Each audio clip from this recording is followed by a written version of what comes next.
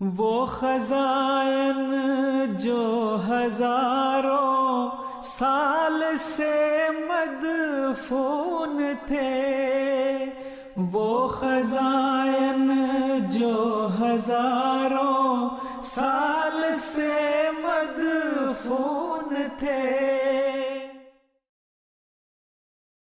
اعوذ باللہ من الشیطان الرجیم، بسم اللہ الرحمن الرحیم۔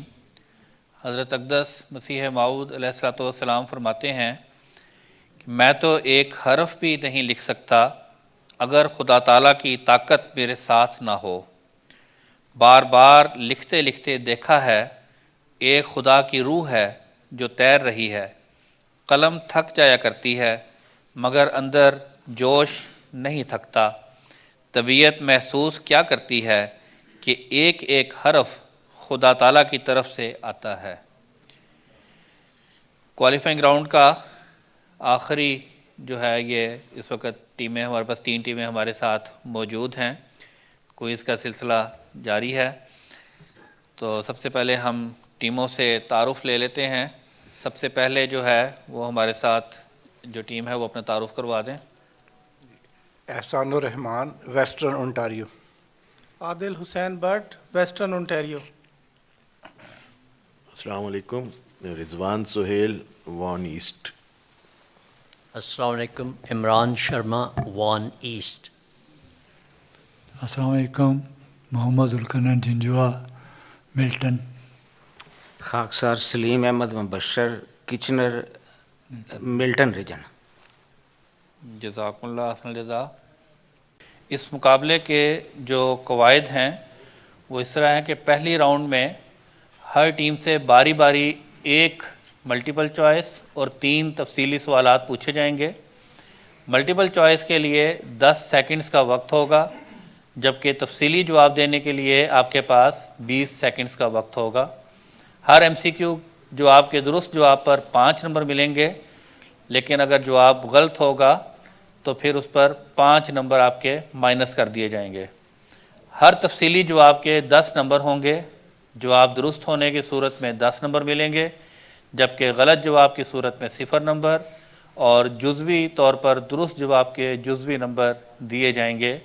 جو ججز کا پینل ہمارے ساتھ اس وقت یہاں پر موجود ہے، اور یہ ٹیموں کے سکور بھی جاری کریں گے اور ان کا فیصلہ آخری اور حتمی ہوگا۔ اور اس سال اس مقابلے کا نصاب قرآن کریم کا پارہ نمبر 7 ہے جو باترجمہ ہے۔ چند منتخب احادیث ہیں جو حدیقۃ الصالحین سے لی گئی ہیں، اور حضرت اقدس مسیح موعود علیہ الصلوۃ والسلام کی کتب میں سے ہماری تعلیم اور براہین احمدیہ حصہ پنجم ہے، اور اسی طرح حضرت امیر المومنین ایدہ اللہ تعالی بنصر العزیز کے 4 خطبات پر مشتمل یہ کوئز کا نصاب ہے۔ تو قواعد آپ لوگوں نے سن لیے ہوئے ہیں۔ ابھی پہلے راؤنڈ کا آغاز کرتے ہیں۔ اس میں ہر ٹیم سے باری باری ایک ملٹیپل چوائس اور 3 تفصیلی سوالات پوچھے جائیں گے۔ اب ہم سوالات کا آغاز کرتے ہیں۔ پہلا سوال ویسٹرن اونٹاریو کی ٹیم سے ہے۔ مستقر کے کیا معنی ہیں؟ الف، ایک سفر کی جگہ، ب، ایک مقرر وقت اور جگہ، جیم، ایک آسان راستہ، دال، ایک کھانے کی جگہ۔ بے، ایک مقرر وقت اور جگہ۔ بے، ایک مقررہ وقت اور جگہ آپ کا جواب درست ہے۔ حضرت اقدس مسیح موعود علیہ الصلوۃ والسلام کی جو تصنیف ہے ہماری تعلیم، اس میں سے یہ آپ سے سوال ہے کہ ہم اپنے آپ کو ریاکاری کے ساتھ کیوں نہیں بچا سکتے؟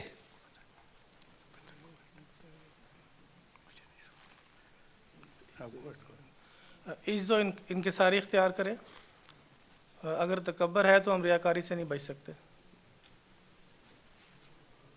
جواب درست کر سکتے ہیں، ابھی وقت ہے آپ کے پاس۔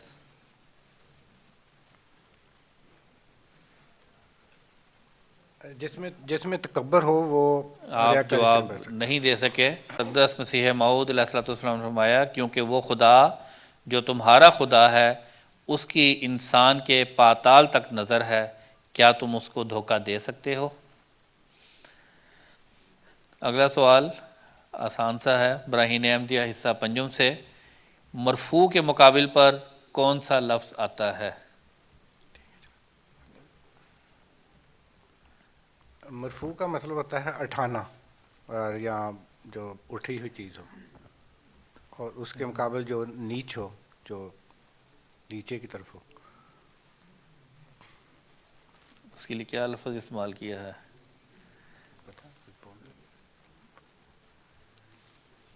حضور نے فرمایا کہ یاد رہے کہ ملعون کا لفظ مرفوع کے مقابل پر آتا ہے، جبکہ مرفوع کے معنی روحانی طور پر مرفوع ہو۔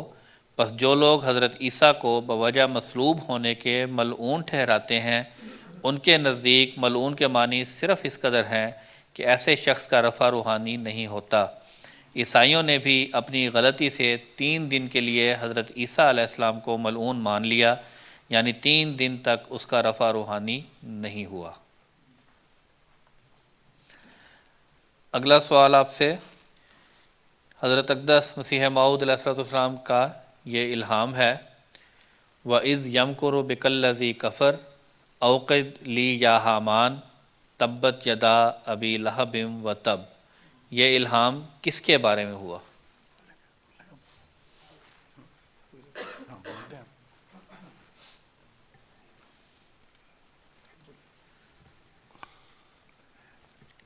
یہ حضور کے اپنے مخالفین تھا، جس کے بارے میں کہ اس کے ہاتھ جو ہیں وہ کاٹے توڑ جائیں گے۔ یہ مولوی کیا نام تھا، مولوی کافی مشہور تھا، محمد حسین بٹالوی کے بارے میں۔ جی آپ کا جواب جزوی طور پر درست ہے۔ حضور نے فرمایا کہ اس استفتاء کے بارے میں ہے، اصل میں جو فتویٰ جو انہوں نے لیا تھا، جو مولوی محمد حسین کے ہاتھ سے اور مولوی نذیر حسین کے فتویٰ لکھنے سے ظہور میں آیا، جس سے ایک دنیا میں شور اٹھا اور سب نے ہمارا تعلق چھوڑ دیا اور کافر اور بے ایمان اور دجال کہنا موجب ثواب سمجھا۔ جی اگلی ٹیم ہمارے ساتھ وان ایسٹ کی ٹیم ہے۔ آپ سے پہلا سوال، یخوضون کے کیا معنی ہے؟ الف، وہ تمسخر کرتے ہیں، بے، وہ جھگڑتے ہیں، جیم، وہ دعا کرتے ہیں، دال، وہ انکار کرتے ہیں۔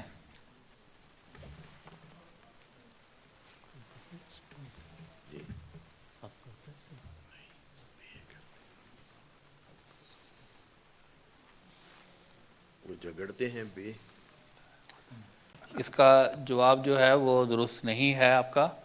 اس کا جواب ہے الف، وہ تمسخر کرتے ہیں۔ حضرت خلیفۃ المسیح رابع رحمہ اللہ تعالیٰ نے اس کا یہ ترجمہ بیان فرمایا ہوا ہے۔ اگلا سوال آپ سے ہماری تعلیم میں سے ہے۔ حضرت اقدس مسیح موعود علیہ السلام نے کیا فرمایا ہے کہ تم میں سے سب سے زیادہ بزرگ کون ہے؟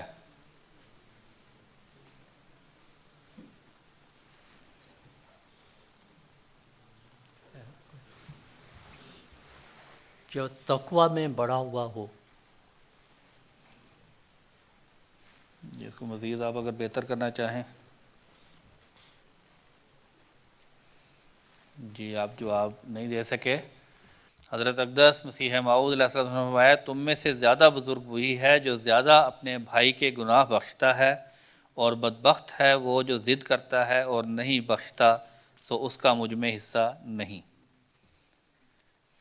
اگلا سوال آپ سے، حضرت اقدس مسیح موعود علیہ السلام کی تصریح براہین احمدیہ حصہ پنجم سے کہ حضرت مسیح موعود علیہ السلام کا نام آدم کیوں رکھا گیا؟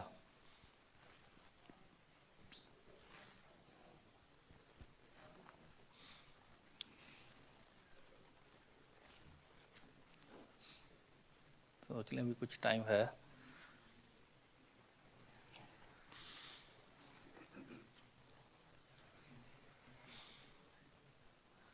حضرت مسیح صلی اللہ علیہ وسلم نے فرمایا کہ کیونکہ انسانی نسل کے خراب ہو جانے کے زمانے میں پیدا کیا گیا، گویا ایسے زمانے میں جبکہ زمین انسانوں سے خالی تھی، اور جیسا کہ آدم توام پیدا کیا گیا، میں بھی توام ہی پیدا ہوا تھا۔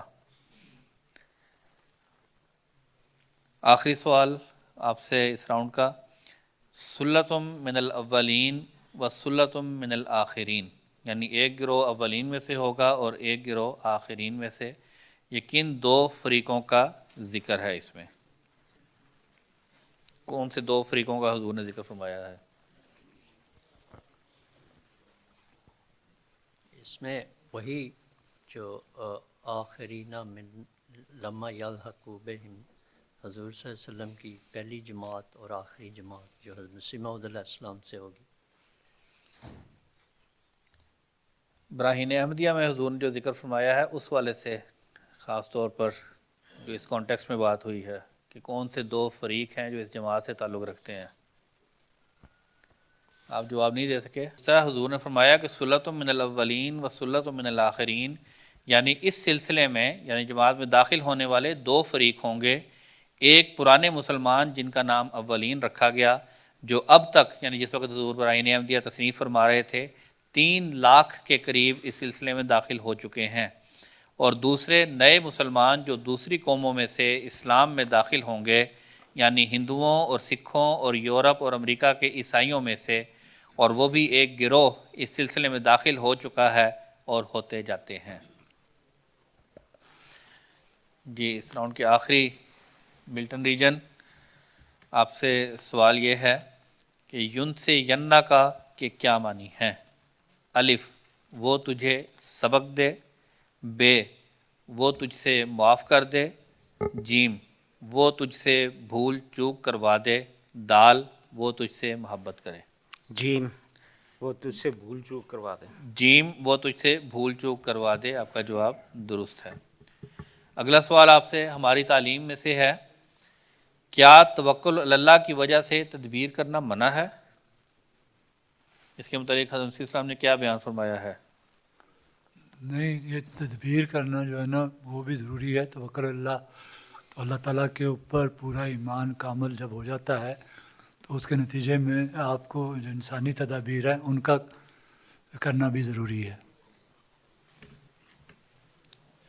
حضرت مسیح السلام نے فرمایا کہ تمہیں دوا اور تدبیر سے ممانعت نہیں ہے مگر ان پر بھروسہ کرنے سے ممانعت ہے، اور آخر وہی ہوگا جو خدا کا ارادہ ہوگا۔ اگر کوئی طاقت رکھے تو توکل کا مقام ہر ایک مقام سے بڑھ کر ہے۔ اگلا سوال آپ سے براہین احمدیہ حصہ پنجم سے ہے کہ وَقُلْنَا یا نارو کونی بردن و سلامن علی ابراہیم، یہ حضرت مسیح السلام پر الہام بھی ہوا، قرآن کریم کی آیت بھی ہے۔ اس الہام میں کیا پیش گوئی تھی اور آگ سے کیا مراد ہے؟ اس سے مراد یہی ہے کہ حضرت مسیح علیہ السلام کی مخالفت کی جائے گی، اور آگ سے مراد وہ مخالفت ہی ہے، اور اللہ تعالیٰ اس آگ کو انشاءاللہ ٹھنڈی کر دے گا اور آپ کو سلامتی کے ساتھ کامیاب فرمائے گا۔ ٹھیک ہے، جزوی طور پر آپ کا جواب درست ہے۔ حضور نے فرمایا کہ وَقُلْنَا یا نارو کونی بردن و سلامن علی ابراہیم، یعنی براہین احمدیہ حصہ اول یا دوم میں یہ شائع ہوئی تھی صفحہ 240 پر، کہ یعنی ہم نے اس ابراہیم کی طرف نظر کی اور کہا کہ اے آگ ابراہیم کے لیے ٹھنڈی اور سلامتی ہو جا۔ یہ آئندہ زمانے کے لیے ایک پیش گوئی ہے، اور جہاں تک اس وقت میرا خیال ہے یہ ان خوفناک مقدمات کے لیے بشارت ہے جن میں جان اور عزت کے طرف ہونے کا اندیشہ تھا، جیسا کہ ڈاکٹر مارٹن کلارک کا میرے پر استغاثہ اقدام قتل اور کرم دین کا مقدمہ، اور آگ سے مراد اس جگہ وہ آگ ہے جو حکام کے غضب اور اشتعال سے پیدا ہوتی ہے، اور حاصل مطلب یہ ہے کہ ہم غضب اور اشتعال کی آگ کو ٹھنڈی کر دیں گے اور سلامتی سے مخلصی ہوگی۔ آپ سے اگلا سوال، حضرت مسیح موعود علیہ الصلوۃ والسلام نے کرشن اور داؤد نبی میں کیا مماثلت بیان کی ہے؟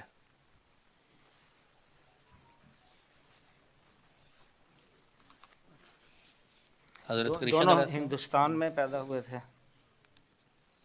نہیں سوری، حضرت داؤد علیہ السلام اور حضرت کرشن علیہ السلام، ان دونوں میں کیا مماثلت حضور نے بیان فرمائی ہے؟ حضور نے فرمایا کہ جیسے داؤد نبی پر شریر لوگوں نے فسق و فجور کی تہمتیں لگائیں، ایسی ہی تہمتیں کرشن پر بھی لگائی گئی ہیں، اور جیسا کہ داؤد خدا تعالیٰ کا پہلوان اور بڑا بہادر تھا اور خدا اس سے پیار کرتا تھا، ویسا ہی آریہ ورت میں کرشن تھا۔ اب دوسرے راؤنڈ کی طرف ہم چلتے ہیں، دوسرا راؤنڈ شروع کریں گے۔ اب سب سے پہلے ویسٹرن اونٹیریو کی ٹیم ہے ہمارے ساتھ۔ آپ سے پہلا سوال دوسرے راؤنڈ کا کہ لا یضرکم من ضل اذا اہتدیتم کے کیا معنی ہیں؟ الف، جو گمراہ ہو گیا تمہیں کوئی نقصان نہیں پہنچا سکے گا اگر تم ہدایت پر رہو۔ بے، جو گمراہ ہو گیا تمہیں عذاب میں مبتلا کر دے گا اگر تم ہدایت پر رہو۔ جیم، جو گمراہ ہو گیا تمہیں تکلیف میں ڈالے گا اگر تم ہدایت پر رہو۔ دال، جو گمراہ ہو گیا تمہیں کوئی نقصان نہیں پہنچا سکے گا اگر تم بھی گمراہ ہو گئے۔ الف، آپ نے الف منتخب کیا ہے، جو گمراہ ہو گیا تمہیں کوئی نقصان نہیں پہنچا سکے گا اگر تم ہدایت پر رہو۔ آپ کا جواب بالکل درست ہے۔ دوسرا سوال آپ سے براہین احمدیہ حصہ پنجم سے، حضرت مسیح موعود علیہ الصلوۃ والسلام کو الہام ہوا جری اللہ فی خلل الانبیاء، اس کے کیا معنی حضرت مسیح موعود علیہ الصلوۃ والسلام نے کیے ہیں؟ اللہ تعالیٰ کا پہلوان انبیاء کے شکل میں، انبیاء کی شکل میں آپ کہہ سکتے ہیں۔ اللہ تعالیٰ کا پہلوان انبیاء کے خلل میں، یعنی کہ ان کے ظاہر میں۔ ٹھیک، اس کی مزید تشریح کچھ کرنا چاہیں گے؟ کریں گے۔ اللہ تعالیٰ کا پہلوان جو دوسرے انبیاء کے پیرائے میں اور ان کی صفات کے ساتھ ظاہر ہوا۔ حضور نے فرمایا کہ یعنی رسول خدا تمام گزشتہ انبیاء علیہم السلام کے پیرایوں میں، اس وحی الہی کا مطلب یہ ہے کہ آدم سے لے کر اخیر تک جس قدر انبیاء علیہم السلام خدا تعالیٰ کی طرف سے دنیا میں آئے ہیں، خواہ وہ اسرائیلی ہیں یا غیر اسرائیلی، ان سب کے خاص واقعات یا خاص صفات میں سے اس عاجز کو کچھ حصہ دیا گیا ہے، اور ایک بھی نبی ایسا نہیں گزرا جس کے خواص یا واقعات میں سے اس عاجز کو حصہ نہیں دیا گیا۔ ہر ایک نبی کی فطرت کا نقش میری فطرت میں ہے، اس پر خدا نے مجھے اطلاع دی۔ اگلا سوال آپ سے خطبہ جمعہ 31 جولائی 2015 عیسوی سے ہے۔ حضرت امیر المومنین ایدہ اللہ تعالیٰ بن عزیز نے فرمایا کہ حضرت مسلح موعود رضی اللہ تعالیٰ عنہ بیان فرماتے ہیں کہ میاں عبداللہ صاحب سنوری رضی اللہ تعالیٰ عنہ ایک دفعہ قادیان میں آئے اور حضرت مسیح موعود علیہ السلام سے ملے۔ حضرت مسیح موعود علیہ السلام ان سے کوئی کام لے رہے تھے، اس لیے جب میاں عبداللہ صاحب سنوری کی چھٹی ختم ہو گئی اور انہوں نے حضرت مسیح موعود علیہ السلام سے جانے کے لیے اجازت طلب کی تو حضور نے فرمایا ابھی ٹھہر جاؤ۔ چنانچہ انہوں نے مزید رخصت کے لیے درخواست بھجوا دی۔ جواب کیا آیا اور جب میاں صاحب واپس گئے تو کیا نتیجہ نکلا؟ جب وہ جواب آیا کہ آ جائیں، جب وہ گئے تو مجسٹریٹ نے ان کو کہا کہ ہمیں پتہ تھا کہ مرزا صاحب نے آپ کو روک لیا ہوگا۔ مزید بہتر کر سکتے ہیں جو آپ کو تو دیکھ لیں۔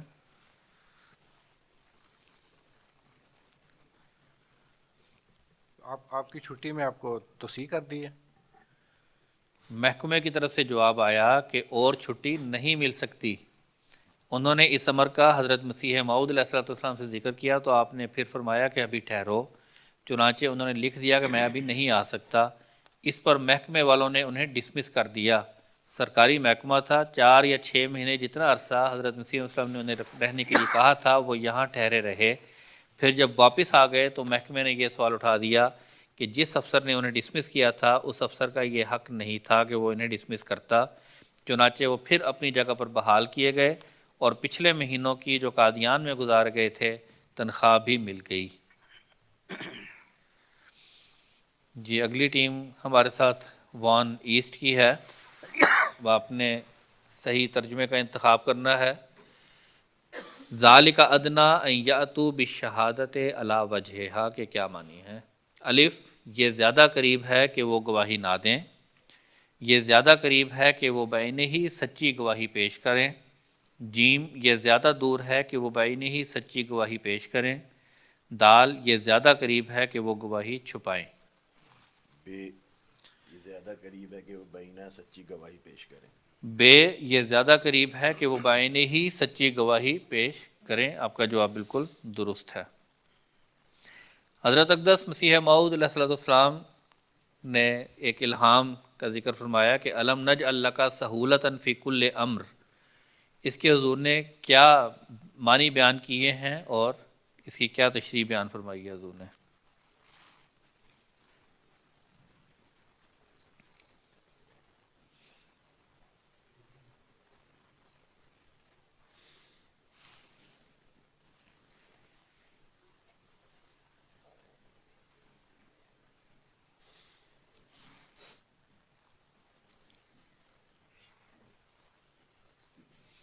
آپ کا وقت مکمل ہو گیا، آپ اس کا جواب نہیں دے سکے. حضور نے فرمایا کہ یعنی کیا ہم نے تمام وہ سامان تیرے لیے میسر نہیں کر دیے جو تبلیغ اور اشاعت حق کے لیے ضروری تھے، جیسا کہ ظاہر ہے کہ اس نے میرے لیے وہ سامان تبلیغ اور اشاعت حق کے میسر کر دیے جو کسی نبی کے وقت میں موجود نہ تھے. تمام قوموں کی آمد و رفت کی راہیں کھولی گئیں، طے مسافرت کے لیے وہ آسانیاں پیدا کر دی گئیں کہ برسوں کی راہیں دنوں میں طے ہونے لگیں، اور خبر رسانی کے وہ ذریعے پیدا ہوئے کہ ہزاروں کوس کی خبریں چند منٹوں میں آنے لگیں. ہر ایک قوم کی وہ کتابیں شائع ہوئیں جو مخفی اور مستور تھیں، اور ہر ایک چیز کے باہم پہنچانے کے لیے ایک سبب پیدا کیا گیا. کتابوں کے لکھنے میں جو دقتیں تھیں وہ چھاپا خانوں سے دفع اور دور ہو گئیں، یہاں تک کہ ایسی مشینیں نکلی ہیں کہ ان کے ذریعے سے 10 دن میں کسی مضمون کو اس کثرت سے چھاپ سکتے ہیں کہ پہلے زمانوں میں 10 سال میں بھی وہ مضمون قید تحریر میں نہیں آ سکتا تھا. اور پھر ان کے شائع کرنے کے اس قدر حیرت انگیز سامان نکل آئے ہیں کہ ایک تحریر صرف 40 دن میں تمام دنیا کی آبادی میں شائع ہو سکتی ہے.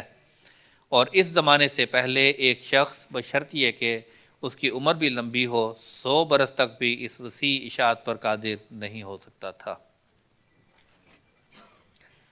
آپ سے آخری سوال اس راؤنڈ کا.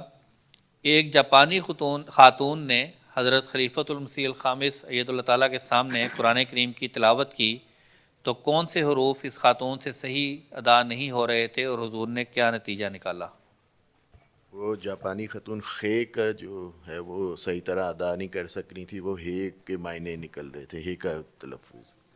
تو حضور نے اس سے یہ نتیجہ اخذ کیا کہ جاپانی لوگ جو سارے نہیں تو کچھ ان میں سے جو ہیں جو خے کو صحیح طرح ادا نہیں کر سکتے. ٹھیک ہے. حضور نے فرمایا کہ جاپانی قوم ہے وہ بھی بعض حروف کی ادائیگی نہیں کر سکتی. مثلا یہ جو پڑھنے والی خاتون تھیں وہ بھی خے کو جس طرح ادا کر رہی تھی، اس میں جیم زیادہ ابھر کر سامنے آتی تھی، خے اور ہے کا فرق نہیں تھا. ان جاپانی خاتون سے سن کر مجھے یہ تاثر ملا ہے کہ اگر تمام جاپانی نہیں تو ان خاتون کی طرح بہت سے ایسے ہوں گے جن کے لیے بعض حروف کی ادائیگی مشکل ہوگی. لیکن فرمایا لیکن بہرحال اصل چیز تو خدا تعالیٰ کے کلام سے محبت ہے، اسے حت الوسع صحیح رنگ میں ادا کرنا چاہیے، اس کی کوشش کرنی چاہیے، نہ کہ صرف قاری بننا اور دکھاوے کے لیے مقابلوں میں حصہ لینا. جی ملٹن کی ٹیم آپ کی طرف آتے ہیں. پہلا سوال اذ ایتک بروح القدس، اس کے کیا معنی ہے؟ الف جب میں نے روح القدس سے تجھے بخش دیا، جب میں نے تجھے طاقت دی، جب میں نے روح القدس سے تجھے علم دیا، اور دال جب میں نے روح القدس سے تیری تائید کی. دال جب میں نے روح القدس سے تیری تائید کی. آپ کا جواب بالکل درست ہے. براہین احمدیہ حصہ پنجم سے یہ سوال ہے کہ حضور نے جو انسانی جسمانی اور روحانی ترقیات کے مدارج بیان فرمائے ہیں اس میں سے جو پہلا مرحلہ ہے اس میں نطفہ اور روحانی ترقی میں کیا مماثلت حضور نے بیان فرمائی ہے؟ کہ جس طرح نطفہ ترقی کر کے انسان کا وجود ترقی کرتا ہے جسمانی طور پر اور وہ ایک اپنے مقام پر پہنچ جاتا ہے اپنے اس کے اوپر، اور اس کے اسی طرح انسان روحانی طور پہ ترقی کرتے کرتے اللہ تعالیٰ کے نزدیک پہنچ جاتا ہے جتنا وہ ترقی کرے. حضور نے فرمایا کہ یہ روحانی، جی آپ کا جواب جزوی درست ہے، یہ روحانی حالت کا پہلا مرتبہ جو حالت خشوع ہے طرح طرح کے اسباب سے ضائع ہو جاتا ہے. جیسا کہ نطفہ جو جسمانی حالت کا پہلا مرتبہ ہے انواع و اقسام کے حوادث سے تلف ہو سکتا ہے، من جملہ ان کے ذاتی نقص بھی ہے، مثلا اس خشوع میں کوئی مشرکانہ پہلو ہے یا کسی بدعت کی آمیزش ہے یا اور لغویات کا ساتھ اشتراک ہے، مثلا نفسانی خواہشیں اور نفسانی ناپاک جذبات بجائے خود زور مار رہے ہیں، یا سفلی تعلقات نے دل کو پکڑ رکھا ہے، یا جیفہ دنیا کی لغو خواہشوں نے زیر کر دیا ہے، پس ان تمام ناپاک عوارض کے ساتھ حالت خشوع اس لائق نہیں ٹھہرتی کہ رحیم خدا اس سے تعلق پکڑ جائے، جیسا کہ اس نطفے سے رحم تعلق نہیں پکڑ سکتا جو اپنے اندر کسی قسم کا نقص رکھتا ہے۔ اگلا سوال آپ سے حضور انور ایدہ اللہ تعالیٰ اپنے لذیذ کے خطبہ جمعہ 4 ستمبر 2015 عیسوی سے ہے۔ حضور فرمایا کہ حضرت اسلام نے یہ الہام شائع فرمایا تھا، ترا نسلاً بعیداً، اس الہام کے کیا معنی ہیں اور یہ کیسے پورا ہوا؟ یہ حضرت مسیح علیہ السلام کا الہام حضرت مسلم موعود نے فرمایا کہ جس طرح حضرت خلیفۃ المسیح الثالث نے وقف کیا ہے اور روحانی اولاد بھی ہے وہ بھی وقف کرے، اور اس طرح ان کے کوئی جو حضرت مسیح موعود کی اولاد میں سے کوئی بھی ایسا نہیں ہے جو 1 منٹ کے لیے بھی حضرت مسیح موعود علیہ السلام کی کسی اس کے اوپر جو ان کی خصوصیات ہیں اس سے انکار کر سکے یا اس سے دور ہو سکے۔ میں تھوڑی سی اور وضاحت کر لوں۔ اس میں حضرت مسیح علیہ السلام نے فرمایا ہے، مثال دی ہے، جیسے ابو جہل کا بیٹا اکرمہ نہیں چاہتا تھا کہ وہ اپنے باپ کی طرف منسوب ہو، تو لیکن حضرت مسیح علیہ السلام کی اس کے لفظی ترجمہ تو یہ ہے کہ تو دور کی نسل بھی دیکھے گا، یعنی دور دور کے تیری نسل میں جو لوگ ہیں یا تیرے ماننے والے جو ہیں تیری طرف منسوب ہونا پسند کریں گے۔ تو یہ یعنی جیسے وہ تھا وہ پسند نہیں کرتا تھا کہ مجھے ابو جہل کی اولاد آ جائے۔ حضور نے فرمایا کہ پس ترا نسلاً بعیداً میں صرف یہی پیش گوئی نہیں کہ آپ کی نسل کثرت سے ہوگی، بلکہ حضرت مسیح موعود علیہ الصلوۃ والسلام کی عظمت شان کا بھی اس جگہ اس رنگ میں اس پیش گوئی میں ذکر ہے کہ آپ کا مرتبہ اتنا بلند اور آپ کی شان اتنی عرفہ ہے، آپ کی نسل 1 منٹ کے لیے بھی آپ کی طرف منسوب نہ ہونا برداشت نہیں کرے گی، اور آپ کی طرف منسوب ہونے میں ہی ان کی شان اور ان کی عظمت بڑھے گی۔ بس اس پیش گوئی میں خالی اس بات کا ذکر نہیں کہ حضرت مسیح موعود علیہ السلام کی اولاد کثرت سے ہوگی، بلکہ یہ بھی ذکر ہے کہ روز بروز بڑھے گی، اور وہ خواہ کتنے ہی اعلیٰ مقام اور اعلیٰ مرتبے تک جا پہنچے اور خواہ ان کو بادشاہت بھی حاصل ہو جائے، پھر بھی وہ اپنے آپ کو حضرت مسیح موعود علیہ الصلوۃ والسلام کی طرف منسوب کرنے میں ہی فخر محسوس کرے گی۔ اب ہمارے یہ اس وقت تمام جو راؤنڈز ہیں وہ مکمل ہو گئے ہیں۔ اب ہم ججز کا تھوڑی دیر انتظار کریں گے اور وہ اپنا رزلٹ جو ہے وہ اناؤنس کریں گے کہ کن کن ریجنز کی ٹیموں نے فائنل راؤنڈ کے لیے کوالیفائی کیا ہے، اور اس کے بعد پھر ہم انشاءاللہ تعالیٰ فائنل راؤنڈ کا آغاز کریں گے۔ جی السلام علیکم رحمۃ اللہ۔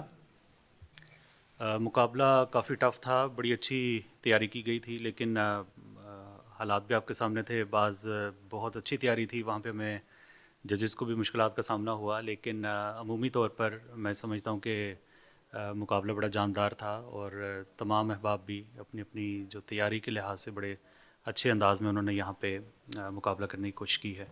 بہرحال کسی ایک نے اول آنا ہوتا ہے، اسی طرح پھر پوزیشنیں ہوتی ہیں۔ اس اعتبار سے ہمارے مطابق Halton Niagara, Toronto West, Eastern Canada اور کیلگری، یہ 4 ریجنز ہیں جو ٹاپ 4 پہ آئے ہیں۔ وہ خزائن جو ہزاروں سال سے مدفون تھے، وہ خزائن جو ہزاروں سال سے مدفون تھے، تو نے پھر ظاہر کیے دنیا پہ سب لال و گوہر، تو نے پھر ظاہر کیے دنیا پہ سب لال و گوہر۔